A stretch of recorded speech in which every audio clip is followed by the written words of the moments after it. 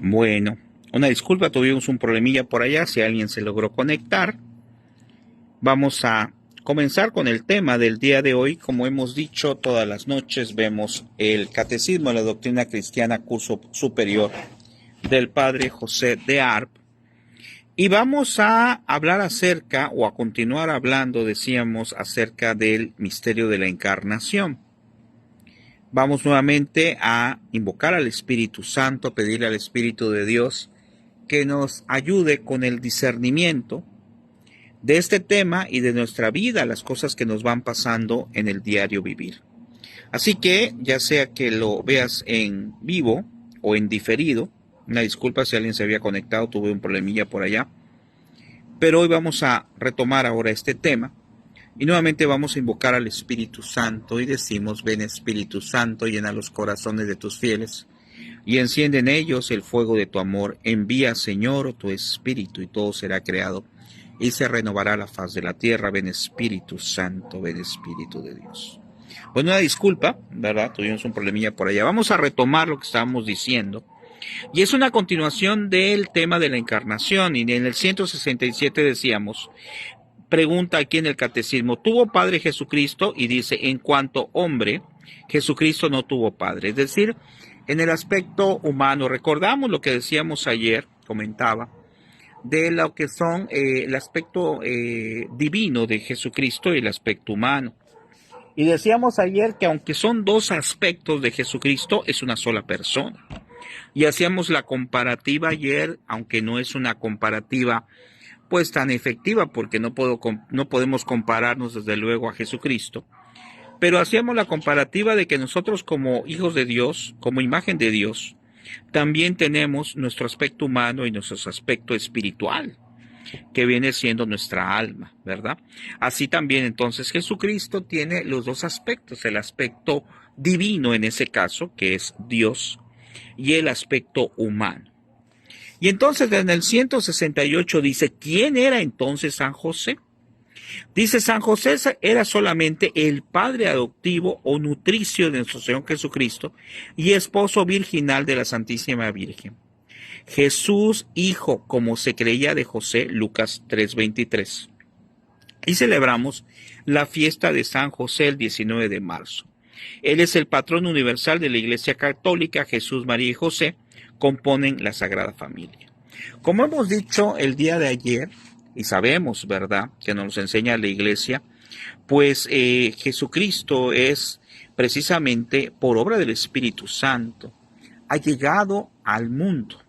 Por obra del Espíritu Santo es que nace entre nosotros.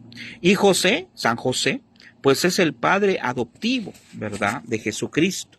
Es un misterio que a lo mejor para el ser humano pues no lo podemos entender mucho, pero si lo analizamos de que primero tenía que continuar María Santísima sin pecado concebido, sin ningún tipo de pecado, inmaculada, es decir, limpia completamente para Dios, pues entonces de ahí se entiende que Dios tiene el poder de hacer absolutamente todas las cosas. Por eso Jesucristo viene al mundo a través o por obra del Espíritu Santo. Dice, ¿por qué se hizo hombre el Hijo de Dios? Dice, el Hijo de Dios se hizo hombre por tres razones. Dice, para glorificar a Dios del modo más perfecto.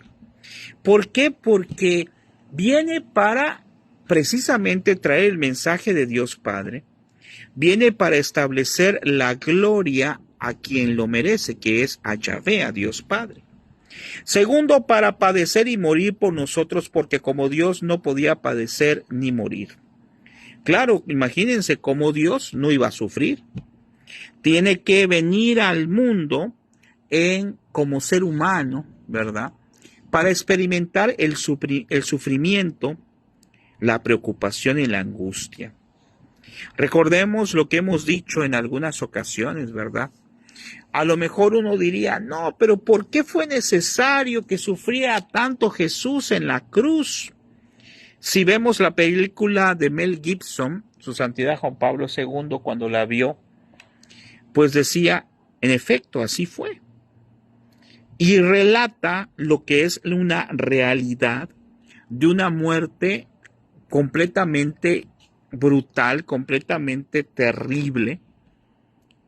¿Por qué pasó algo así? Yo siempre he meditado que si nuestro Señor Jesucristo pues hubiera muerto, pues a lo mejor, no sé, no había pistolas cuando eso, pero de alguna lanza, de alguna enfermedad o de otra forma que no hubiera sido tan cruel, pues a lo mejor no nos hubiéramos dado cuenta del amor tan grande que tiene Jesucristo por nosotros. Entonces, por eso murió, pero murió con un sufrimiento muy terrible. El tercero es para enseñarnos con su palabra y darnos ejemplos de vida que imitar. Ya he comentado que, pues en una homilía, un sacerdote que escuché hace mucho tiempo, pues decía, miren, cuando tengan un problema humano, es decir, que tienen un problema a lo mejor familiar, un problema económico, etcétera, pues ciertamente hay que recurrir a Dios, pero nos decía en la homilía que en especial recurriéramos a Jesucristo. ¿Por qué? Porque al tener Él la divinidad, pero también tener el aspecto humano, es quien nos puede comprender más. Y aquí dice una aplicación práctica: acuérdate muchas veces con corazón reconocido de que el Hijo de Dios bajado del cielo por tu amor se hizo pobre niño desvalido. Se hizo hombre, padeció lo que padecemos nosotros, sufrió, y a excepción del pecado que no tuvo, pues tuvo todo lo demás, ¿verdad? Sufrimientos, y aunque la Sagrada Escritura no lo dice, pues sin duda alguna que ha tenido alguna enfermedad, algún problema, alguna situación que humanamente, pues por su parte humana podía haber tenido. Como un subtema, aquí nos dice el Catecismo, vida oculta del Salvador. Y en el 170 dice, ¿dónde nació el Salvador? El Salvador nació en un pueblo de la pequeña ciudad de Belén, en Judea. Celebramos la fiesta de Navidad el 25 de diciembre. Belén es un pueblecito de Judea, situado a unas 2 horas al sur de Jerusalén. Fue la patria de David. La palabra Belén, Betelén, significa casa del pan, y no solo indica la fertilidad de la región, sino también que aquí bajó por primera vez a la tierra el pan del cielo, que es Jesucristo.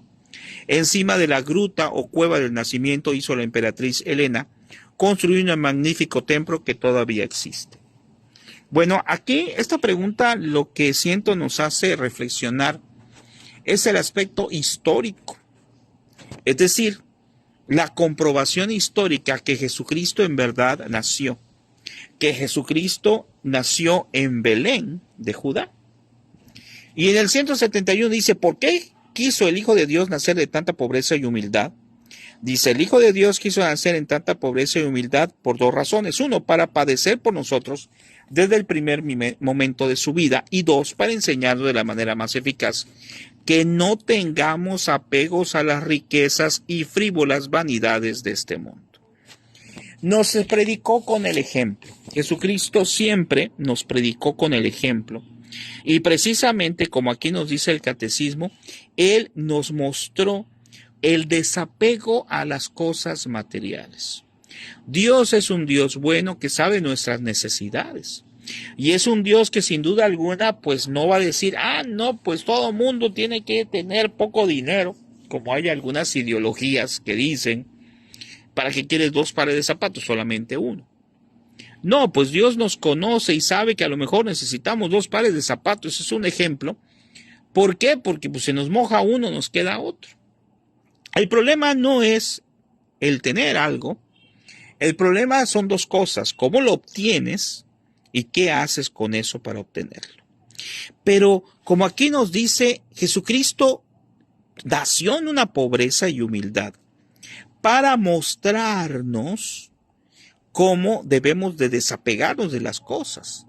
Sabemos que si nosotros nuestra razón de ser, de vivir es el dinero, entonces estamos convirtiendo al dinero en nuestro Dios.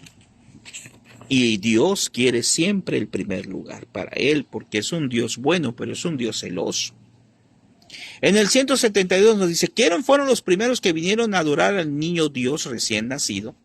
Y dice, los primeros que vinieron a adorar al niño Dios recién nacido fueron los pastores que en las cercanías cuidaban el ganado.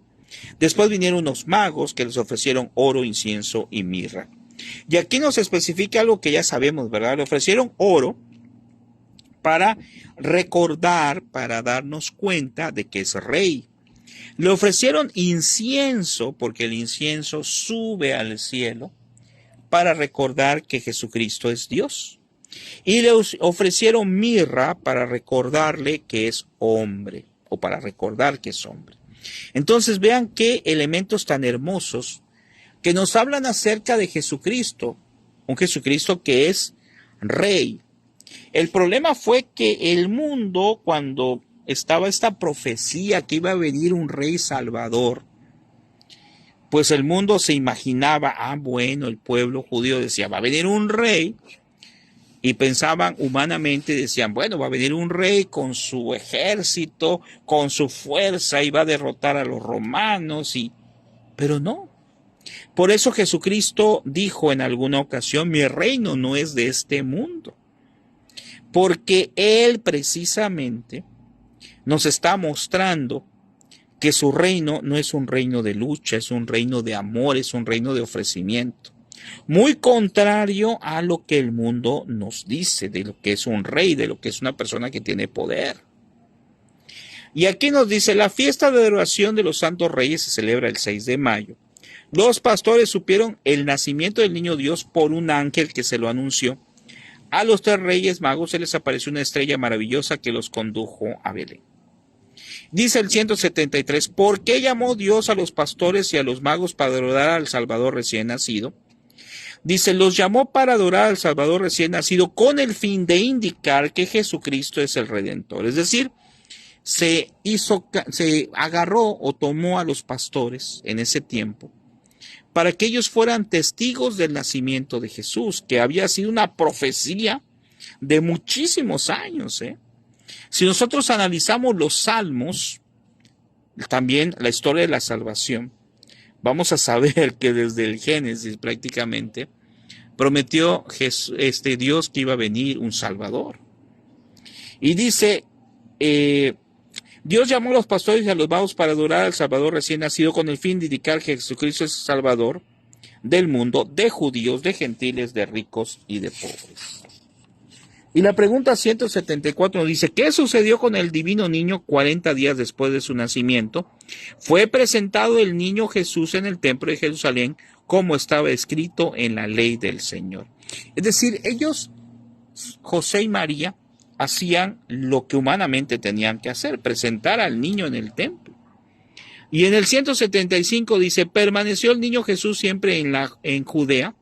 El niño Jesús no permaneció siempre en Judea. San José y la Virgen tuvieron que huir con el niño a Egipto para salvar de las manos del rey Herodes, que le quería matar. Por eso el perverso Herodes ordenó la muerte de todos los niños menores de 2 años que había en Belén y en toda su comarca, esperando que en esta matanza quedaría comprendido el nuevo rey de los judíos, por quien le había preguntado a los magos. Vean cómo el ser humano pues llegamos a tener en diferentes niveles sentimientos pues muy malos, ¿verdad? Dependiendo de la persona, a lo mejor son sentimientos graves o no tan graves. Y en el caso de Herodes, con tal de conservar, vean qué interesante, el poder, pues dijo, viene un rey, me va a quitar el poder. A veces así puede pasar con una persona, con un gobernante que piensa que nunca se va a morir, ¿verdad?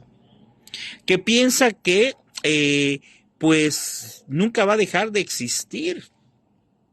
A través de la historia ha habido gobernantes buenos, ha habido gobernantes malos, gobernantes que han destruido a su pueblo.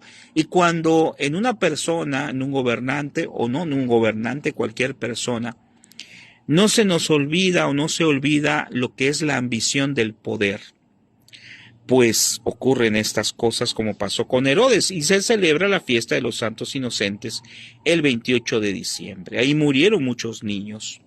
Se acostumbra, ¿verdad?, para esa fecha que ya se acerca, el 28 de diciembre, pues hacer chistes, ¿verdad?, hacer alguna, por ejemplo, decir a alguien que le preste dinero y después no se lo devuelvo y le dicen, caíste inocente, ¿verdad? Pero si analizamos, no hay que hacer esos chistes porque estamos recordando la muerte injusta de muchos niños que por causa de la ambición de Herodes murieron. Y ahora, en la actualidad, ¿quiénes son esos niños? Pues los podríamos asociar a los niños que son abortados. Porque a veces por situaciones, por equivocaciones, por egoísmos, aunque solo Dios va a juzgar, pues a veces se dan estas cosas de matar a un niño, cuando no debería de ser así. Dice, no sobrevivió mucho el tirano de esta carnicería cuando le asaltó la enfermedad de la muerte. Vean, o sea, Herodes pues mandó a matar, pero aquí nos dice que no tardó mucho en morir él. Su cuerpo comenzó a podrirse y a brotar por todas partes, hasta por la cara, dice Josefo. Vean lo que le pasó a Herodes, eso casi no, pues no lo encontramos en ningún lado, pero aquí está en el catecismo, dice, un hormigueo de gusanos que, cebados de su carne medio podrida, le comían vivo. Sus dolores eran tan crueles que no pudieron sufrirlos, quiso matarse muchas veces. Y la hediondez que le exhalaba era tan insoportable que nadie podría acercarse a él. Devorado en vida por asquerosas sabandijas, murió en fin desesperado, después de haber sufrido cerca de 2 meses tan horribles tormentos. Eso está en un libro alterno de catecismo, ¿verdad? Es algo que, pues a lo mejor nunca lo hemos leído, pero aquí está en el catecismo, acerca de lo que le pasó a Herodes. Vean, dice, no sobrevino mucho el tirano a la carnicería cuando le asaltó la enfermedad de la muerte. Sin duda alguna que cuando hacemos algo en contra de Dios, pues tarde o temprano nos llega nuestro castigo. Sin embargo, Dios es tan bueno que si una persona es mala pero se arrepiente, somos malos y nos arrepentimos, nos acercamos a la confesión, nos acercamos a la comunión, le pedimos perdón de corazón, como sabemos que hay que hacer los pasos para una buena confesión. Pues Dios está a la espera del hijo pródigo, a la espera de la persona que se arrepienta. En el caso, por ejemplo, yo lo he mencionado varias veces, en el caso de Judas, alguien podría decir, no, es que ya estaba establecido eso en las profecías, efectivamente. Estaba establecido en las profecías que una persona lo iba a traicionar y lo iba a entregar por unas monedas.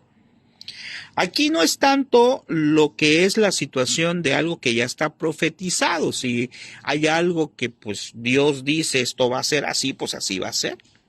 Aquí lo que está para analizar es precisamente la respuesta o el resultado o la consecuencia de esta entrega de Judas, de Jesucristo por parte de Judas, ¿verdad? Me acuerdo que hay unas lecturas muy interesantes de una beata, Emmerich, que es beata, y en una de sus visiones se sintió, está dentro de lo que nos enseña la vida de santos, ojalá la puedan leer, me parece que se llama Catarina Emmerich, algo así, es una beata, y ella tuvo una visión y se trasladó al momento de Jesucristo cuando fue entregado por Judas. Y en ese librito dice ella que escuchó que María Santísima le dijo a Judas, arrepiéntete, mi hijo te va a perdonar. Pero ¿qué hizo él? Se fue. Y ya sabemos lo que le pasó. Entonces, aunque algo esté establecido, Dios siempre, por eso vino Jesucristo al mundo, Jesucristo siempre va a buscar la salvación de todos, del bueno, del malo, del justo, del injusto, de todos. Dice, ¿dónde vivió Jesucristo después de la vuelta de Egipto? Después de la vuelta de Jesucristo, vivió retirado en Nazaret en casa de sus padres y estaba sujeto, es decir, él estaba a la disposición de sus padres. Esa es la parte humana, ¿eh? Y por eso le llamamos, por hecho y muchas cosas más, le llamamos la Sagrada Familia, porque él vivía su labor de hijo. Él estaba sujeto a sus padres y él en esta vida, antes de la vida pública que tuvo ya al momento de ir a predicar, pues formaba parte de la Sagrada Familia, de esa familia con la Santísima Virgen María y San José. Dice, Nazaret, ciudad de Galilea, está edificada sobre una de las colinas que forman el Líbano al perderse en la llanura del Esdrelón. Nos quedan dos preguntas más. En la 177 dice, ¿qué hizo Jesús a los 12 años de edad? Habiendo ido sus padres según su costumbre a celebrar la Pascua en Jerusalén, quedóse Jesús durante 3 días en el templo por voluntad de su eterno Padre. En los años restantes de su juventud, la Sagrada Escritura nos dice solamente que Jesús, entre tanto, crecía en sabiduría, en edad y en gracia delante de Dios y de los hombres. Está en Lucas 2:52. Recordamos este hecho cuando desaparece Jesús y sus padres, pues como algo normal en cualquier familia, se espantan, se desesperan. Y después descubren que Jesús está en el templo, ¿se acuerdan? Esa cita bíblica, leyendo los pergaminos de la Sagrada Escritura y explicando las Sagradas Escrituras, y todos se quedaron maravillados porque era una persona, si no me equivoco, como aquí dice, 12 años de edad. Y cuando le preguntan ellos, ¿por qué nos hiciste esto, hijo? Pues dice, es que tengo que estar en las cosas de mi Padre. Se refería, lógicamente, a Dios Padre en su aspecto divino. En el 178 dice, ¿qué enseñanzas quiso darnos Jesucristo con su vida oculta? Con su vida oculta que hizo Jesucristo enseñarnos pronta obediencia, gusto por la oración y doctrina cristiana y afición al templo del Señor. Es decir, en su vida oculta, es decir, esa vida que pues en las Sagradas Escrituras no dice mucho, pero dice lo más importante. Dice que se dedicaba a crecer en sabiduría, en conocimiento de Dios. Y es lo que tenemos que hacer nosotros. Crecer en sabiduría, crecer en conocimiento de Dios, crecer en su doctrina, aprender cada día más de la fe, ¿verdad? A veces es triste cuando pues ahí conocemos a alguien que pues no sabe nada. A veces se puede decir incluso católico, pero no sabe nada de los sacramentos, no sabe nada de los mandamientos, no sabe nada de la doctrina de la iglesia. Y eso es ¿por qué? Porque nos olvidamos de prepararnos. Un buen doctor, un buen ingeniero, pues si en verdad ama su profesión, no va a dejar de aprender, siempre va a estar capacitándose, siempre va a estar aprendiendo algo nuevo. Yo soy maestro de informática y me gusta mucho investigar nuevas aplicaciones. Ahora está de moda la inteligencia artificial y pues bueno, adentrarnos en esos nuevos conocimientos para poderlo dar a los alumnos. Pero, ¿qué pasa cuando solamente vemos el aspecto humano, la sabiduría del mundo, y nos olvidamos de la sabiduría de Dios? Nos olvidamos que así como tenemos que aprender las cosas del mundo, o sea, los conocimientos humanos, hay que conocer también, desde luego, el conocimiento de Dios. Saber, enriquecernos cada día más, porque es amar a Dios y es precisamente con ese conocimiento buscar el fin último, que es la salvación de nosotros, del mundo, de la salvación de todas las personas. Y aquí dice una aplicación práctica para terminar. Dice, proponte por modelo al divino niño, procurar crecer de continuo en las virtudes, así como creces en la edad. Vean qué interesante lo que nos dice aquí el padre en el catecismo, el padre José de Ar. Dice, procura tomar este modelo del divino niño, o sea, de Jesucristo, niño, y procura crecer de continuo en las virtudes, así como crece de edad. O sea, mientras más grandes seamos, debemos de acumular sabiduría. Sabiduría en el conocimiento de Dios, no solamente en el conocimiento humano. Y esa sabiduría, tratar, aunque cuesta mucho trabajo, de que se refleje en nosotros. Decía nuestro párroco en una homilía, muy bonito lo que mencionaba, dice, nosotros tenemos que reflejar ¿a quién? A Cristo.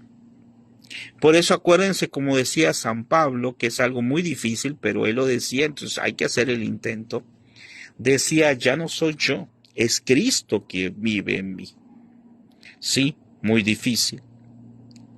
Pero no estamos hablando de ser testimonio toda la vida, ojalá pudiéramos hacerlo. Pero si en algún momento algo pase, yo no soy testimonio porque me porto mal, me molesto, etcétera, pues Dios nos deja el sacramento de la confesión para volverlo a intentar, para volver a buscar precisamente ser instrumento de Dios y tomar a Jesucristo como ejemplo. Y para terminar, pues hacemos nuestra reflexión. Vimos ahorita la última parte acerca de lo que es precisamente la encarnación de Jesucristo, que es un misterio. Por obra del Espíritu Santo, Jesucristo nace aquí en el mundo y nace en el vientre de María Santísima. Un vientre, un ser, María Santísima, completamente limpia de pecado, inmaculada, que tenía que ser así porque es la Madre de Dios. Ayer hacíamos la reflexión de que decía el catecismo que algunas personas decían, no, ¿cómo va a ser Santísima Virgen María la Madre de Dios? Claro, la lógica es muy sencilla. Jesucristo es Dios, la Santísima Virgen es su mamá, pues la Santísima Virgen es Madre de Dios. Y ella nos lleva a Jesús. Y en esa vida familiar que él tuvo por muchos años, mientras iba creciendo, hacía lo que tenemos que hacer, acrecentar nuestro conocimiento en Dios. Esperemos que este tema pues te haya sido útil, ojalá lo puedas ver con calma si no lo has visto. Y ojalá que pues todo lo que hemos mencionado de este catecismo y los comentarios personales pues siempre sean para gloria de Dios y siempre todo tratar de que siempre esté de acuerdo al magisterio de la Iglesia. Que el Señor te bendiga, nos vemos mañana, vamos a hablar acerca mañana de la vida pública del Salvador y vamos a empezar con un tema interesantísimo sobre el signo de los apóstoles, la parte que dice, padeció bajo el poder de Poncio Pilato, fue crucificado, muerto y sepultado. Ya ese término de padeció, en la actualidad ya lo decimos no como padeció bajo el poder, sino más bien, acuérdenselo como comentamos ahí, que no es que haya padecido, sino que la historia lo manejó ahí y se hace el cambio un poquito acerca de esa frase. Ya lo vamos a manejar posteriormente. Bueno, Dios les bendiga, nos vemos. Acuérdense de suscribirse a los canales de YouTube, si gustan, de Supercatólico, al de Mr. Teacher Gabriel, a lo que es agregarse al grupo de Facebook de Supercatólico TV. Hay que buscar en los grupos, ahí está, para que reciban este y muchísimas cosas que compartimos precisamente de nuestra fe. Que descansen, buenas noches.